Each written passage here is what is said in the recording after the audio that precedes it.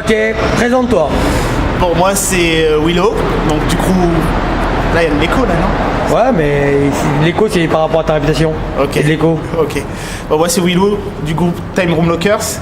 Me présenter. Qu'est-ce que Tu fais combien de temps que tu danses? Quelle année? Alors le locking. Non, à quel moment t'as commencé le lock toi? Moi j'ai commencé à danser petit en fait. Avec un gars qui s'appelle Terka. En fait c'est le cousin à Vislo, mais c'était dans ma cité, on est resté dans la cité, donc on a commencé à faire de la hype et tout, à faire des petits radios crochets. Bah, quelle année? Vraiment jeune. J'avais 92, 93, 94. J'avais une dizaine d'années, donc 95, 96. Ah, ok. On a commencé comme ça, et donc moi après j'ai continué à faire de la hype jusqu'à l'âge de 15 piges. Et à l'âge de 15 piges, j'ai commencé à faire un peu new style, mais c'est toujours dans Bondy, c'était vraiment pas dans le milieu, c'était vraiment pour le truc. Et j'ai découvert le locking en 2003. Depuis 2003, je fais du locking grâce à Kassou. C'est Kassou qui m'a emmené à... Mademoiselle Kassou. Voilà, Mademoiselle Kassou, qui m'a emmené à mon premier cours de locking. Et c'était avec Amar Agouni. Amar et Ahmed, les deux frères. Amar et Ahmed, les deux frères. Donc, les deux passionnés de la culture hip-hop. Voilà, donc en fait j'ai accompagné Kassou à ce cours et voilà, j'ai été piqué par le locking et j'ai commencé le locking comme ça. Moi je te retrouve à la DEF à partir de 2004, 2005, 2006, toute cette génération. Exactement, c'est-à-dire qu'après ça je suis resté un an avec Amar et ensuite j'ai rencontré les Idel, tout simplement. Ouais. Eddie Del, Loch Ness, de Vincennes, tout simplement parce qu'il y avait des mecs qui savaient que je dansais et ils sont venus me voir à la cour de récré. D'ailleurs, c'est marrant parce que c'est l'artiste, je sais pas si vous connaissez l'artiste, le tube de l'été là, je suis pas là. Non, bref, c'est une chanson, bref, c'est un mec de Bondy, donc il savait que je dansais. Et il y avait un spectacle de danse qui se faisait à Bondy et c'était Lady Del qui donnait les cours. Et donc comme ça, j'ai rencontré Lady Del. Elle m'a fait passer une petite audition pour le spectacle, elle m'a dit, je me rappellerai toujours, elle m'a dit, il y a du taf, mais c'est bien, il y a du potentiel. Et donc d'ici là, Lady Del qui est une grande passionnée du lock. Voilà. Et à partir de là, j'ai commencé à bosser avec elle et c'est vraiment elle qui m'a formé. C'est-à-dire que c'est elle qui m'a tout appris dans ce que je sais en lock. C'est beau. Que je parle, que ce soit technique, que ce soit culture. Parce que j'ai beaucoup bougé avec elle, rencontré beaucoup de monde grâce à elle. On est parti jusqu'au B-Boy Summit en 2006 où j'ai fait une demi-finale aussi. Donc voilà, elle m'a amené un peu comme son bagage et puis elle m'a vraiment beaucoup apporté. Elle t'a bien boosté quoi, elle était constamment avec toi. Exactement. D'accord, bah tiens, ça rebondit sur une question.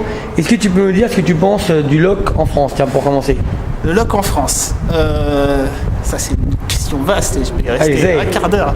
Donc le lock en France, moi, franchement, il y a un truc que je kiffe vraiment en France et que j'aimerais bien qu'il s'accentue encore plus, c'est qu'on a tous notre personnalité et on a tous en fait notre manière de voir les choses. C'est-à-dire que quand tu vois à l'école, quand tu vois la manière comme Loïc et Manu qui dansent, la manière dont Piloc ils dansent avec Jimmy et leur groupe, et de la manière dont nous, les Time Room Lockers, on danse, c'est totalement différent et il y a vraiment quelque chose qui fait qu'on se démarque. Et c'est vraiment la spécificité, même dans toutes les danses françaises, c'est-à-dire d'avoir des gens qui font la même chose mais qui sont différents et qui revendiquent quelque chose et qui revendiquent leur crew, qui revendiquent leur groupe, qui revendiquent leur quartier, qui revendiquent un peu leurs origines, mais leurs origines on va dire en termes de groupe, en termes de quartier, en termes de département, tu vois, c'est vraiment ça. Moi je suis c'est vraiment ça que moi j'aime bien dans le locking français. Et surtout, il y a beaucoup de gens qui sont très bons, qui sont très bons, qui sont des tueurs. Proportionnellement aux autres pays, on a vraiment un taux de bons lockers au mètre carré qui déchire et qui est bon. Et qui ça fait plaisir. Donc le locking français, moi... Très bien. Qu'est-ce que tu penses des DJ de lock? Notamment, est-ce que leur sélection elle est assez avant-gardiste ou alors les mecs qui préfèrent rester un peu conservateurs? En fait, le problème, c'est que le lock, comme tu peux le voir, ça attire pas beaucoup de public. C'est pas une danse. Si tu veux devenir célèbre, fais pas de lock, hein, parce que de toute manière, il n'y a pas de thune, il n'y a pas de célébrité, il n'y a rien. Il n'y a que de la vibe, il n'y a que du kiff. Donc, il n'y a pas de DJ spécialiste en lock. Il n'y a pas de DJ spécialiste en lock. Même à part Lucky Lock. Voilà. Okay.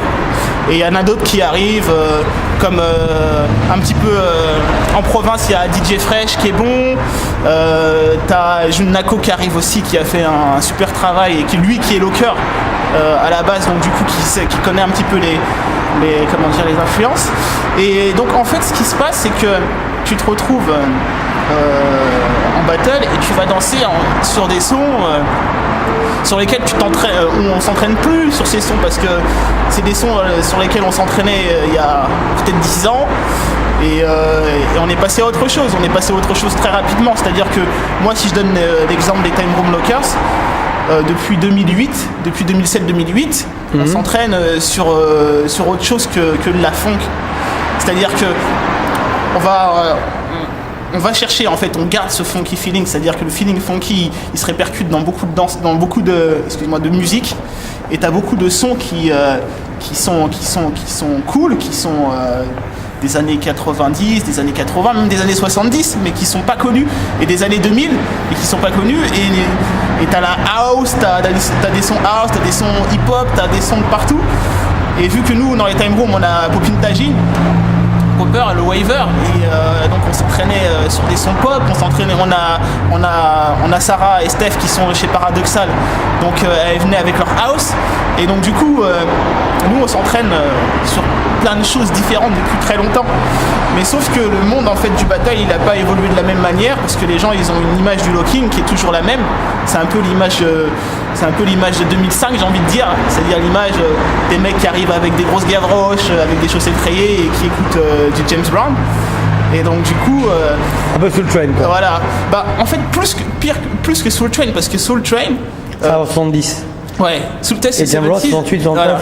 Et Soul Train, c'est quand même une énergie qui est comment dire, moi c'est l'énergie disco, que je tu veux dire?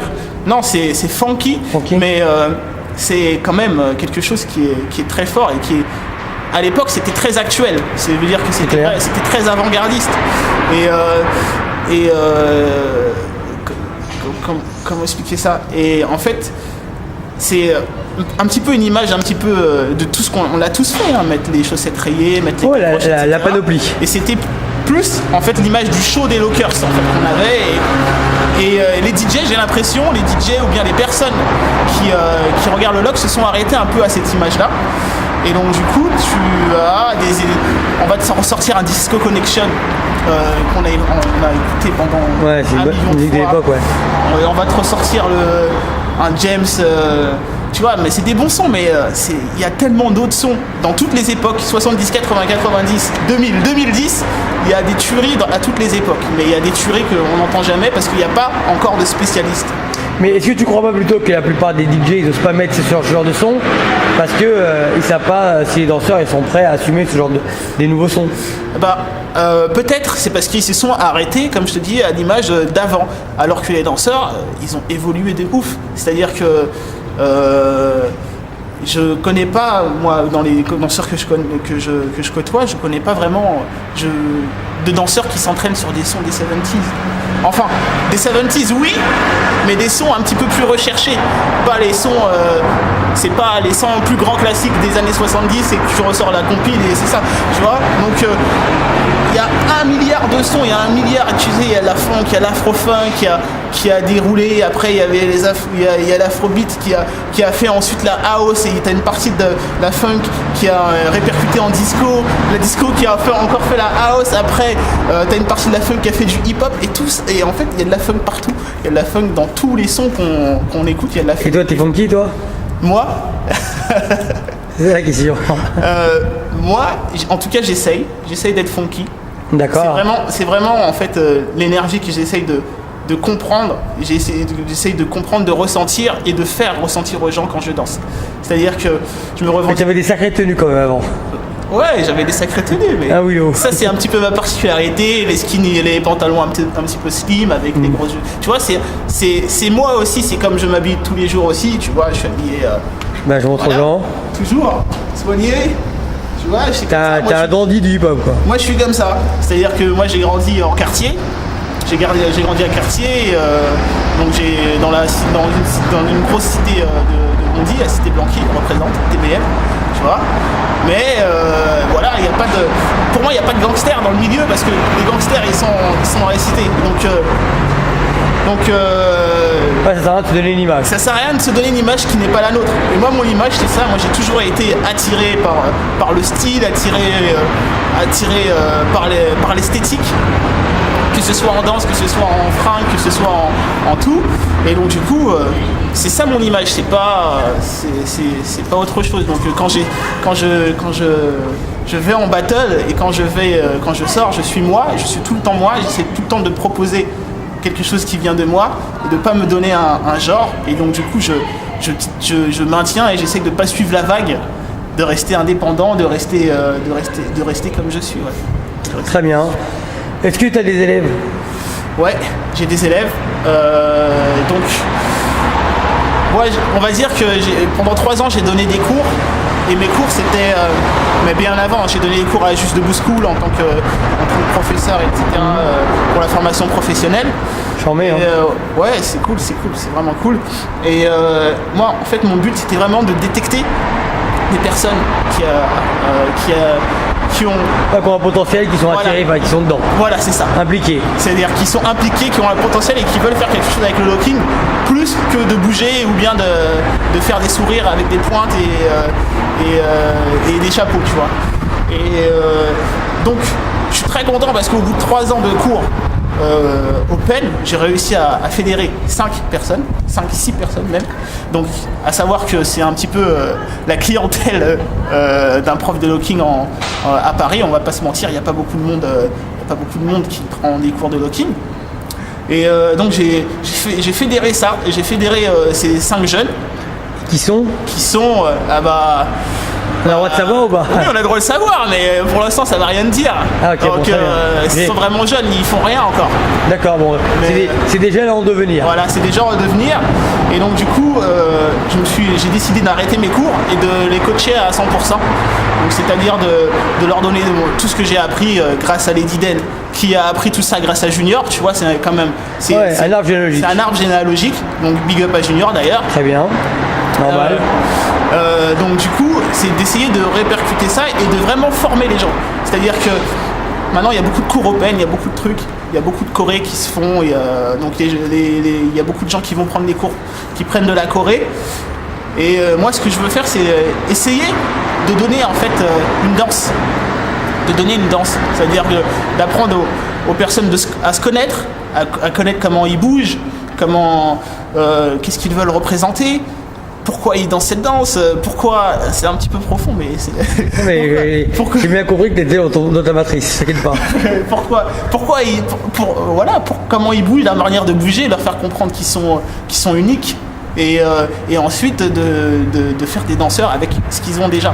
Parce que ce qu'on a, c'est vraiment, notre base de travail. Et ensuite, tu peux faire du hip-hop, tu peux faire du lock, tu peux faire du pop. C'est de la technique. Mais ce qu'on a, c'est vraiment la base de la base, quoi. Donc, très bien. Est-ce que tu peux me donner des gens qui sont originaux dans toutes les danses? Enfin, 5-6 noms originaux pour toi. Des noms, des originaux? Non, des noms, des mecs qui sont originaux. Bah, tiens, on va dire. Allez, donne-moi les noms des gens que t'aimes en lock. Allez, vas-y, ça va plus vite. Et les gens que j'aime en lock. Original, il y en a plein. Bah, moi, je citerais déjà ma partenaire Liz Funk. Ouais. Liz Funk parce que, on va dire entre guillemets, elle s'est presque faite toute seule, tu vois. Elle était de Rennes, elle a connu très, pas beaucoup de gens sur Paris. Elle est partie direct chez Greg, etc. Liz Funk. Et puis son style, il est vraiment très, très, très, très travaillé. Moi, je kiffe aussi Lounès parce qu'il a un style atypique aussi. Badness. Voilà, Badness. Un petit peu élastique. Moi, je l'appelle le loustic, tu vois, parce qu'il est élastique. Jimmy Soul Piloc. Voilà. Je pense que tout le monde les kiffe, il n'y a pas de problème. Dédicace à eux d'ailleurs, parce que je m'entraîne avec eux depuis 2004. On m'a beaucoup apporté aussi. And Watcher. Ok, bon, très bien. Et ensuite, le mec, moi que je kiffe le plus en locking, vraiment le plus, si je pouvais être lui, je serais lui. Carrément. C'est un mec de mon crew qui s'appelle Soulshide, Adel. C'est pas... Adel Soulshide, c'est un mec qui est inconnu au bataillon parce qu'il a fait peut-être 4 battles dans sa vie et qu'il a d'autres choses, d'autres priorités dans la vie. Mais en matière de style, en matière de créativité, c'est un truc de malade. C'est le mec, quoi. C'est le mec. Pour moi, c'est le mec qui... Très bien. Il y a Jérémy aussi. J'avais le paquet Droby. Voilà. Jérémy. Donc ça, c'est les lockers français que je kiffe. Après, il y en a plein d'autres. Il y en a vraiment plein d'autres. J'ai bien compris qu'il y avait plein d'autres. Mais on va terminer là-dessus parce qu'il y avait quand même 16 minutes. Est-ce que le mot de la fin, ça serait quoi pour la nouvelle génération? Le mot de la fin pour la nouvelle génération, c'est restez vous-même. Surtout ne vous donnez pas un genre. Fédérez-vous localement. C'est-à-dire n'essayez pas de faire des corporations internationales. Parce que pour moi, ça dilue un petit peu toutes les spécificités du danseur. Donc cherchez des grosses spécificités en local plus que d'aller chercher dans l'international, et quand vous aurez vraiment quelque chose de fort en local, l'international vous appellera. Très bien, une question pendant que je suis. Ouais. Est-ce que pour toi c'est une fierté d'avoir été pris dans une certaine Team France pour le funk style qui va arriver? Ah ouais, moi c'est une fierté, bien sûr. Moi en fait je représente les Time Room Lockers, mais ce que je représente encore plus que ça, c'est la France. Et donc moi, à chaque fois que je suis dans des Team France, que ce soit avec les Enfants Prodiges, où on a un petit peu un crew, on travaille ensemble depuis un certain moment, et tous les petites formes qui se font à chaque fois qu'on m'appelle, c'est vraiment une fierté, parce que c'est vraiment ça c'est vraiment une finalité pour moi, et c'est vraiment une reconnaissance de fou. Très bien. Je te remercie. Voilà, je t'en prie. Et dédicace Time Room Lockers, Enfants Prodiges. Dédicace à tous ceux qui font évoluer cette danse, tous ceux qui restent eux-mêmes, et tous ceux qui se prennent pas la tête et qui font pas de politique. D'accord, avec toutes mes excuses pour le lieu, mais voilà, on n'est pas vraiment le lieu, il y a beaucoup de gens qui dansent, il y a trop de musique. Voilà. Et dédicace tous ceux que j'ai oubliés aussi. Peace. Peace.